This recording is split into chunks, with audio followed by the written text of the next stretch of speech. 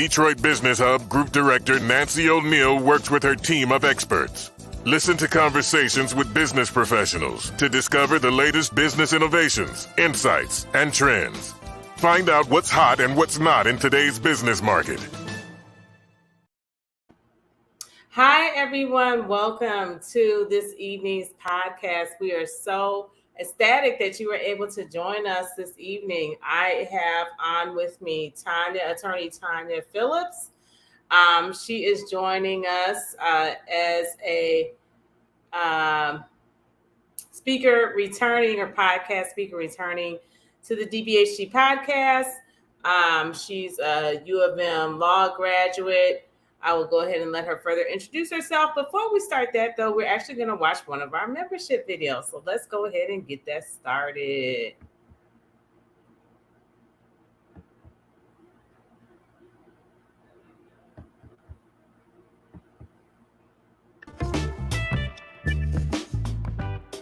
Hi, I'm Nancy O'Neill, the director of the Detroit Business Hub Group.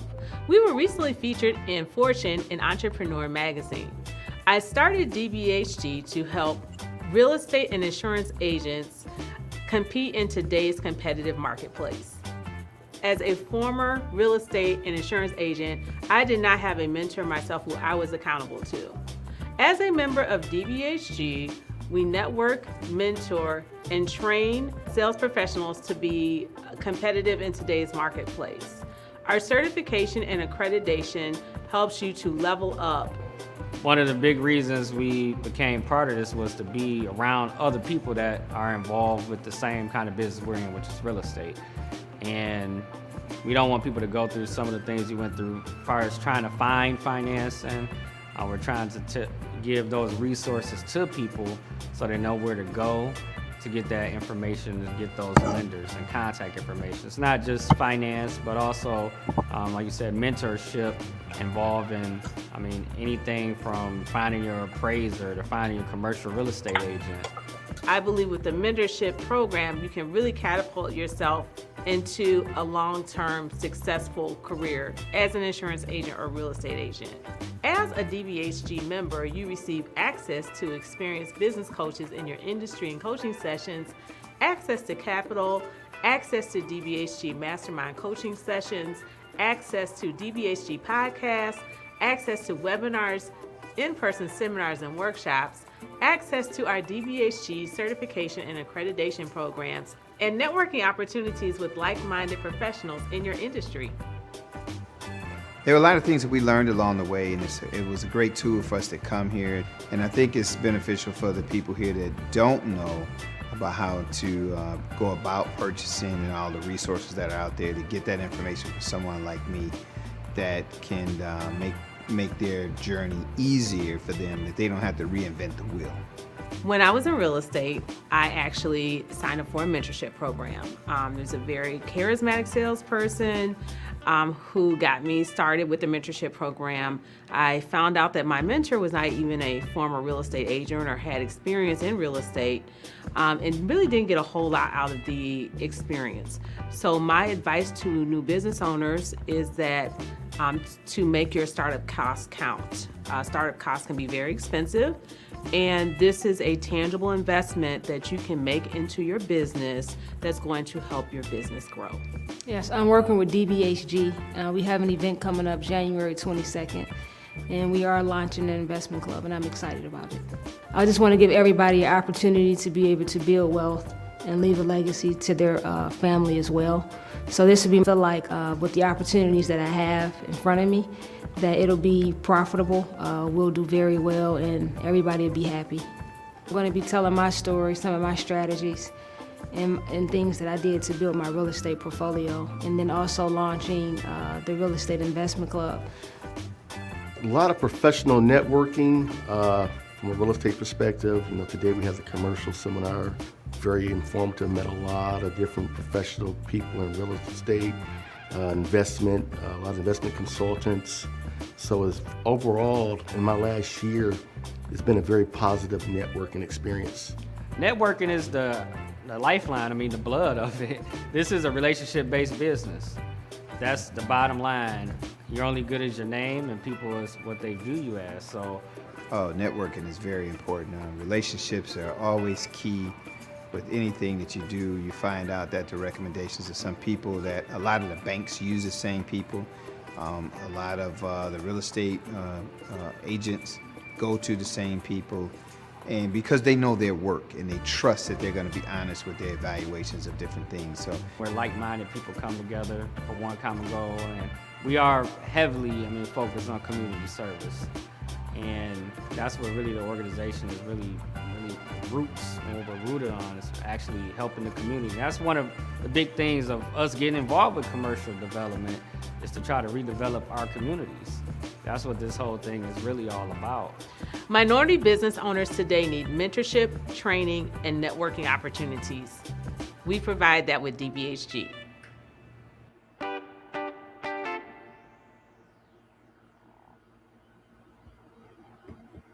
So that is our membership video. Hopefully you liked that, Tonya. I don't know if it was ready the last time you were on the show.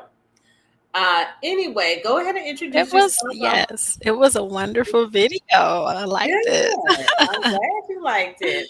Yes. So go ahead and introduce yourself. I just told the audience, the viewing audience, that you are an attorney and a U of M law school graduate. So I did put your full bio on our description. So everyone saw that on Facebook, LinkedIn, Facebook and LinkedIn. But you can go ahead and further introduce yourself. All right. Well, just, I guess, the quick rundown. Of course, my name is Tonya Myers Phillips, and I know Nancy for a long time. We worked together at Sugar Law Center when I first started out and got out of law school. So that was some time ago. But I am a proud attorney and social justice advocate. I work primarily with two organizations in the city of Detroit, the Sugar Law Center for Economic and Social Justice, and also Michigan Legal Services. And in that capacity, I help individuals that are seeking relief to stay in their home. I help advise on housing matters, equitable development issues, help with unemployment, civil rights, constitutional rights. Hey, we're just people's lawyers, basically. And I know that this is an issue of great importance and interest that, a lot of viewers want information about and want to understand more. So this evening, I believe we're going to talk about the eviction moratorium. And what do you do?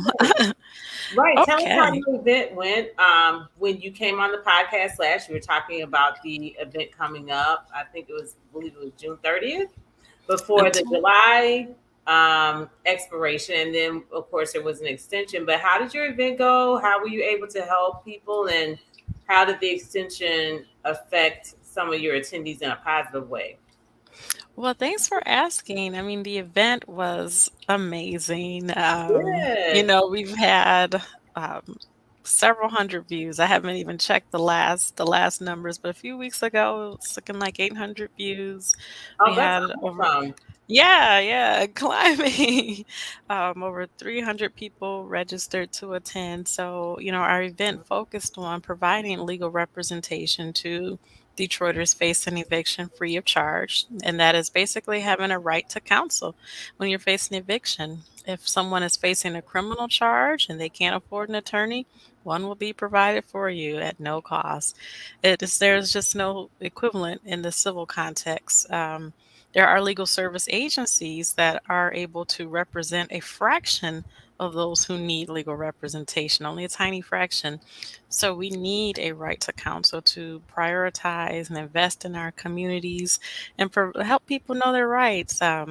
Because, of course, you as a realtor, know about the importance of people being stable in their homes and just you can put out your house without really any professional representation. There's a lot on the line there. So the event was great. So thank you for sharing it with your viewers, and thank you for promoting it. Yes, whatever we can do to support one another, I'm all for that. So I'm so glad that the event was successful. It sounds like you had it totally online, so it was not in person. It was a virtual event. Yes, it was. Zoom platform. So Okay. yeah. So That's a lot this of people to have on Zoom. Yes. it was. It was, one of our partners, ACLU of Michigan, had one of those super Zoom accounts to Gotcha. accommodate a lot of people. So it was really, really good in getting the word out there. Okay, great, great. All right, well, fast forward to today. What have you been hearing? What's the word on the street about the extension? And what do people do at this point in time? Because October, honestly, is right around the corner. It Really, it's is. literally It 2 months is. away. And I also understand that when President Biden or the CDC issued the extension, it was Mhm. to be enforced state by state. So it sounds to me like it's up to the individual governor of that state if they want to enforce the extension or not. Well, it's taken a lot of different forms, but Okay. but we're the current state of things now. It was extended again until October 3rd, Mhm. and that wasn't the plan, but people wrote, called, Mhm. demonstrated, and really Yeah. just looked at the health concerns with this Delta variant virus, starting to Right. soar. It's really not a good time for people to be moving around. It really isn't, health wise. So the moratorium was extended once more to October 3rd, but it is dependent on the number of COVID cases in your county. So Mhm. counties with a substantial or high rate of COVID cases are privy to or are under the eviction moratorium protection. So right now, that extends to most counties in Michigan. Most counties in the U.S., our numbers are just going up. Do benefit from that, but it is kind of a rolling process. They are looking at case numbers. So in theory, if case numbers go down, then a protection could, you know, the moratorium could expire for those counties. So it's a very data-driven process. But I think hopefully the moratorium will stay in place until October 3rd, and we'll go from Okay. there. I don't know if people can, if I put something in the chat, can everybody see it? 'Cause I can put links Yes, you there. put it in the comments section, not the private chat. The private chat is just between the Okay. two of us. Yeah, if So you I'll have put, resources you can provide, feel free to do that. okay. So I will put them here, which I don't think is the comments. So I'm not quite sure how to do that. So maybe you can help me out there. Yeah, But you I'll put drop a it in few private links chat. there. I will Okay. copy and paste it into the comment section. Okay. That's the CDC tracker. Those are the numbers that they're looking at. So you can select your state, you can select your county, you can look at the heat map and see if you are in a high or substantial area and follow that tracker along the way. So that is what the CDC is using right now. And right now it does apply to most people, but keep an eye on that because that is the indicator. So as long as you are in one of those areas, then the moratorium is in place to October 3rd.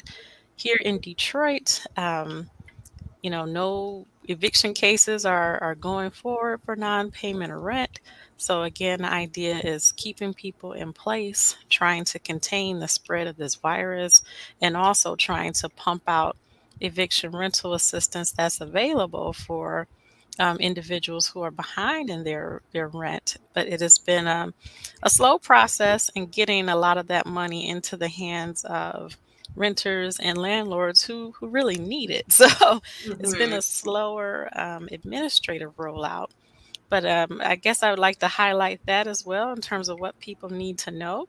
So, like you said, October 3rd is around the corner, and Yes. you don't want to wait, because this is not necessarily a rapid approval process. You want to get your paperwork in and make sure that you apply.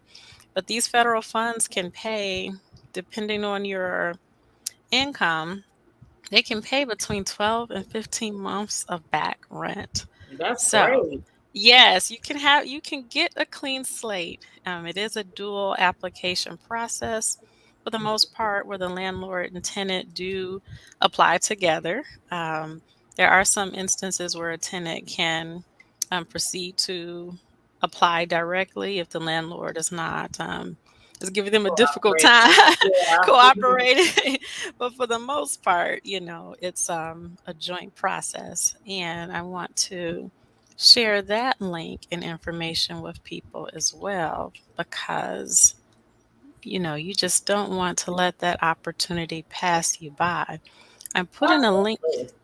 in here for Detroit eviction Okay. help.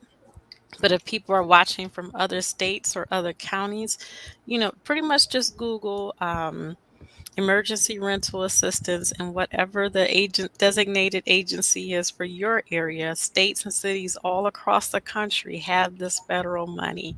So the guidelines are the same, the agencies might be different. I put a Detroit specific resource there, and you can get resources or rental assistance for Detroit, Highland Park, and Hamtramck by going to this site. And you can also call this phone number if you're a person that is not comfortable processing applications online. For the Detroit area, you can also call a phone number and get in the queue. But submit those applications. Rental assistance is available. And just make sure you and your landlord or landlords and your tenants, are applying for those funds. We've seen large four-figure checks over a year arrears, just because people haven't been working. It's been tough in this pandemic, right? So this Right. is a time where the social safety net is needed, and it's time to use it. So, Mhm. do get online and do call and take advantage of those resources. And Absolutely. and you don't have to have a court case either. That's another interesting thing about this relief. If you have a court case, then it's probably going to be adjourned. Hopefully the occupant will take advantage of this. But you don't have to go to court to get this process started. You can just contact your relevant agencies, landlord or tenant, get your application going, and get in the queue. Um, I also just want to give people a heads up on money that is coming for homeowners. Most of this assistance is for tenants, but keep a lookout. Help is on the way for Yeah. homeowners and land contract holders. So if you're a homeowner, land contract holder, and you've been struggling and wondering, when is it my turn? Okay, in Michigan, keep a lookout.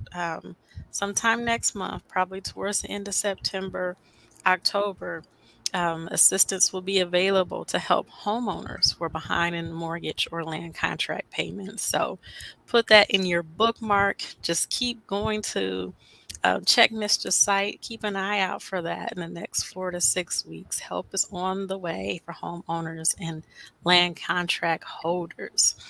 Um, Another thing I thought would be nice for people to know, many of us have, experienced, loss with the recent flooding, property loss and property damage. Right. Many Right. people have put claims in. So, at least in the city of Detroit, there, um, there still is was a responsibility in the law for um, landlords to still keep the premises in good repair and have those common areas, still cleaned up, basements cleaned up. And in the city of Detroit, you will be ticketed. You can be ticketed Mhm. $250 per day Oh, wow. for, yes. That's a So lot of money. That it's a adds up lot. It fast. adds up. So you have to get those common areas clean. You have to get them sanitized. Hot water tank and furnace must be heated. So tenants know, that money is not supposed to come out of your pocket to fix that. That is a landlord responsibility. And there's a penalty for, like I said, right now, things are it's a tough time right now, and there's a strong arm incentive to get get those properties cleaned up. So a penalty can be $250 a day to property owners, if you're not keeping your property up. So it's information for everybody to be aware of because, like I said, at the end of the week, that's more than $1,000. Exactly. So you want to get 1,004 days, yeah. right, get the crew out there. Call the city of Detroit if you need help, cleaning up. But you want to make sure those properties are safe, sanitized, and in good repair. So that's kind of the rundown. And in Detroit, if you do need legal representation, then you can also mention that when you call the Detroit Eviction Help Hotline or you go on the website. So again, key takeaways: brief pause in evictions until October 3rd. Keep track of the CDC Tracker. Just log on, pop your county in, and you can see what your status is. If anyone's facing eviction, you can fill out a declaration from the CDC. I can pop that in the chat as well. Okay. And with this declaration, that should halt the eviction as well during this period. So landlords, you have to accept this. Tenants, you have to fill it out. Okay. So I'll put that link in the chat as well. And again, hope at the end of the day, win-win situation for everyone. Take advantage of these federal funds. They are there with our tax dollars. Property owners, take that back rent. Tenants, occupants, put your application in. It's a hard period for many, and there's help available. That's what it's there for, to help in these hard times. So absolutely. Don't be embarrassed to fill out and ask. Okay. Get that done. Right. And homeowners, put a pin calendar in this 4 to 6 weeks. Keep checking with MISTA because assistance is on the way. Yeah, okay, so those are the rundowns. So thank you so much for that information. I have shared it in our comments section, so it will be attached to the podcast. Okay. So anyone watching it can see it now live, or for the replay, it will be available as well. Worst case scenario, say that the CDC or MISTA or whoever tenants are sending these forms to, they don't receive relief by October 3rd. What are the next steps at that point? Well, if you are a tenant, then you want to get legal representation. So in 36th District Court, anyway, most of the first hearings are being adjourned to make sure that everybody has a chance to get that legal representation and get in the pipe for rental assistance. Adjourn doesn't mean end. It just means scheduled for on hold for a brief period, but it's coming back around. But you want to use that time wisely. And get an attorney to help you out at that point, so you don't have to try and make those arguments yourself. There can be a lot of different things. It depends on the case. Maybe there are property repairs. Maybe you're in the middle of the process and you're just waiting and need a little bit more time. Maybe there's something else. I don't know. Everybody there are some common trends, but everyone's case is different. So you want to call an attorney. Call the helpline. Don't try and go through it by yourself, if you're kind of in that middle process, so to speak. If you're a property owner, because I know you have a lot of realtors who watch the show, and property owners, patience, be patient. We haven't been through a pandemic in almost 100 years. So this is new for everyone. Our systems were not necessarily built to process the amount of requests and the amount of just sheer need that's out there now.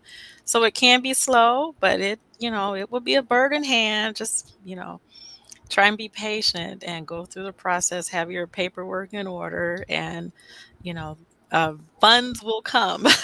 And I guess another non-eviction related source, you could also look at, other disaster assistance and small business loans. As a property owner, most people have that structured in the business. So you can look at those SBA grants, look at those SBA loans. They have them for the county, they have them for the state. I mean, they're all over the place, but look at other resources to hold you over, so to speak. But be patient.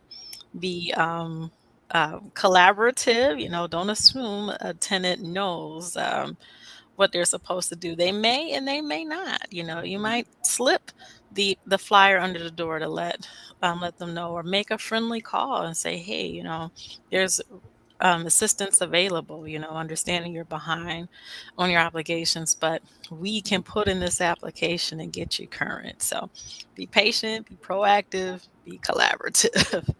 Okay. Mhm. You said for the tenant to get an attorney. Do you think that the tenant should approach the homeowner or landlord first prior to doing that? Or should they just seek legal help? And the reason why I'm asking this is because Mhm. GESA President Tanisha Wilson said, Mhm. if you start the eviction process and go before a judge, and we've gone through this in our own family, they're just Mhm. going to tell you to go out into the hallway with the tenant and make an agreement. So Mhm.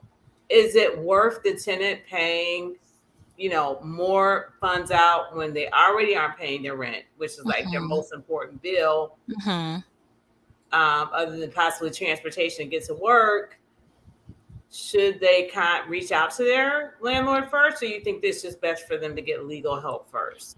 It really depends on the situation, but 80, 90% of the time, I would say reach out to get legal help. And when I'm saying that, I'm talking about the free legal resources that are Right. available. 100% of individuals who need legal help won't get it. The system just has not yet made that kind of investment. But then again, everybody doesn't call. So the best thing to do is call that Detroit eviction help hotline, or look up if you're not in the Detroit area, go to the State Bar of Michigan, and look up a legal aid agency near you and call and say, I need representation. Do that first, even if you haven't retained an attorney before you go to court. When a judge asks you to step out into the hall, make an agreement, you should ask for an adjournment to reach out to an attorney to make sure that you understand what you're signing, because that is a binding agreement. Sometimes judgments can be set aside if you catch them in 3 days, but for the most part, you're supposed to understand what you're signing and what you're agreeing to, and that is the deal at that point. So you need to, ask for time, make sure you understand. And there are, like I said, there are legal services available. And I would, be a squeaky wheel and keep Mhm. calling and try to get it resolved. And I found that, having legal representation, it not only protects the tenant or the homeowner, but in dealing with landlords and property owners and property managers, everybody kind of knows what the scenario is, and a lot of times you're able to reach a resolution really quick because you both know what the law is. So I think it's an efficient. If more efficient for all parties involved, for individuals to have legal representation and just, hopefully resolve things quickly and amicably. If it's only a matter of being behind in your rent, there are no other repair issues, retaliation issues, contract, I thought I paid you, and dispute Mhm. of the amount issues. If it's just a straightforward, I'm behind, I haven't got my hours in, I don't have it, then I would say, this is one of those situations where, you should apply for that emergency rental assistance and just get in the queue, and parties work together to get that funding and clear the balance up, you know. But if there's any doubt, call for legal help. Okay. Okay. Mm-hmm. Well, thank you so much, Tanya, for providing the resources that you did this evening. I've put Mm-hmm. the information on the screen for the Detroit Eviction Helpline. Please call so that you can get the assistance that you need if you are a tenant and you do need some assistance. Attorney Phillips also left some information for homeowners as well. So that information is in the comment section too. Please take a look at that. Use these resources that she's providing to us. I was not aware of a lot of these resources that were available, so thank you so much for sharing with our viewing audience. No problem. And tell us how you are helping with the process. I know that you just Mhm. had the event. What else are you doing to help tenants?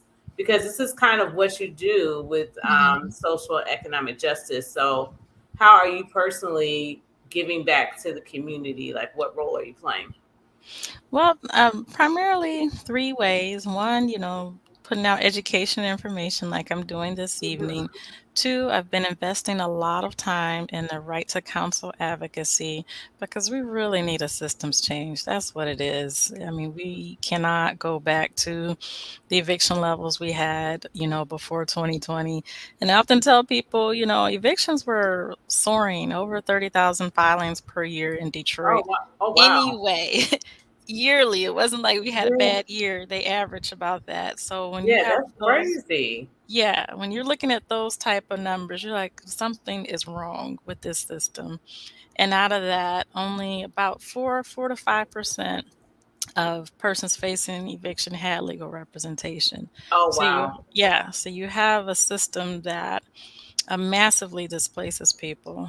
It's not just bad for the individuals, it's bad for families. It destabilizes communities. And some business owners or people who are in that position may say, well, what's that have to do with me? Well, a rising tide floats all boats. A stable community, a house community, a working community is a prosperous Exactly. community that can purchase property, that can invest, that can, pay a decent rent. So this is, an important issue for everybody.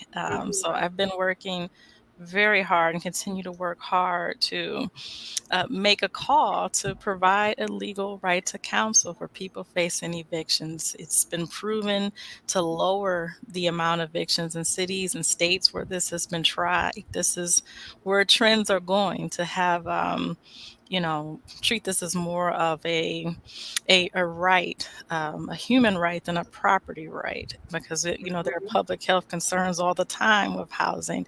So I've been working on that. And then, I have some cases, I don't have as many as I used to because these other elements, are kind of where I'm focused in these broad societal changes. But I do have a few. So Good. It I sounds do like have you a have plenty to few. keep you busy. I do. Yeah, but I So, don't complain. Hmm. well, good. I know you never complain about anything, which is a good thing. Hmm. So, that brings me to a broader issue, which we can actually discuss at another time. Hmm. Um, why are there, don't you think that the number of evictions is due to job instability in Detroit, or tenants who are not able to keep stable jobs for whatever Hmm. reason? Yeah, it's like a wheel with a A lot of vicious spokes. cycle. Yeah. Yeah, so certainly the employment situation is one of them. It's a cause. And Mhm. one of the roles that Sugar Law Center, one of the specialty areas that Sugar Law gets into is unemployment and helping people successfully obtain their unemployment benefits. And that's a whole different set of reforms that need to happen. Unfortunately, a lot of times when people apply even for unemployment to serve as a bridge, Mhm. between jobs as social safety net, there are delays, there are erroneous denials, there are mistaken fraud claims, or the computer algorithm wrongfully determines that you were trying to cheat or something and says, hey, I know you were unemployed and you're thinking everything's fine. And you get a letter saying, well, actually, you need to pay the state back a couple of $1,000s. And a lot of those have been proven to be wrong, to be computer errors. And we get those calls all the time, and helping people Mhm. break through the just log jam and processing their complaint, or if they're a little bit more on the unfortunate side, break through the log jam of being wrongfully accused of fraud when you were just doing what you thought you Yeah, were supposed to following do, making your protocol. claim. Right, right. What do we know about some computer error, when you get a letter saying pay me or else, from the state. So we work through those issues as well. So we need unemployment reform, and you need more employment, but not just any employment. You need living wage employment. Right. And, so you'll have enough to pay the bills. A lot of people have to work 2 and 3 jobs, just to make ends meet. So we need to, as a society, as a community, as a city, as a state, put more pressure on businesses and also create the climate, right? To increase wages, and we're seeing a lot of businesses move their starting wage to $15 an hour, which is good, Right. that helps get at a lot of those things. So the state does use a lot of economic incentives, different tax abatements and other things that they use to spur economic development. And another hat that I play, another thing I look at or advocate for is to make sure that we're using those tax incentives and goodie bags wisely, and one thing that would be wise is to reward those businesses and help those businesses that help the people and that they pay a living wage, and that we're not, as a state, subsidizing poverty for people to come back around and ask for more resources from the state. So Exactly. I think we can be smarter about those things in terms of the role that public leaders, elected officials, and policy folks, how you structure these economic incentives for businesses and which businesses, and how do you monitor what in the world they're doing to see if we're getting a return on investment. So again, you cycle back around to make sure people have what they need to stay in their homes. So it can be complicated. Some areas of town, rents are just rising. It's expensive. So you have complicated, really challenging issues with gentrification also, you have repair issues, as a thing. Yeah. Interesting land contracts, particularly in the city of Oh, Detroit, kind of predatory. So you have someone who thought they had a deal, thought they were getting that house, and all of a sudden the deal the falls through. boogeyman jumps out at you.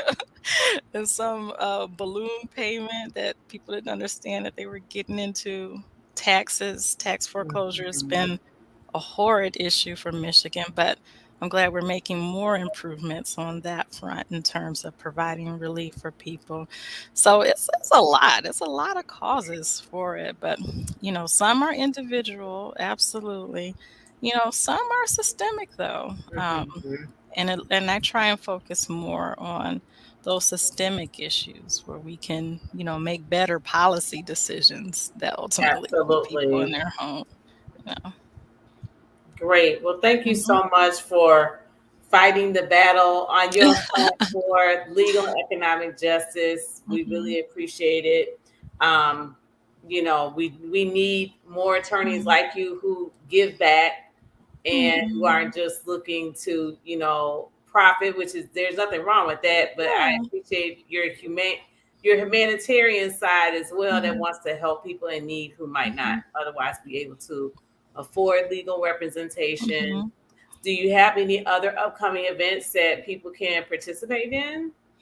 Not right now, but we're Okay. planning. So Okay. I'll let you know. Yes, please keep me posted, and we will definitely Mhm. have you back another time to discuss some of the economic disparities that lead up to a person getting evicted or Mhm. a homeowner being foreclosed on. Because it does seem to be like an exacerbated issue in Detroit. Mhm. And I once heard someone quote, I'm not sure who it was, but Mhm. um, he said whenever the country gets the cold, Detroit gets the flu. Yeah, it feels like it. Yeah, I think that's about right. it may have been George Fraser. It may have been George Fraser. Yeah. Don't quote me. I have to look that up. But Okay. I kind of agree with that quote because it just Mhm. seems like the disparities seem to be so large Mhm. in the city, as with a lot of major metropolitan Yeah. areas, um, that the disparities seem to be greater, Mhm. in the city than in local suburbs and in suburbia in general. So I Mhm. know that there's a lot of facets that lead up to that. So I would love Mhm. for us to continue that Yes. conversation. And thank you so much for taking time out of your busy schedule to join us this evening.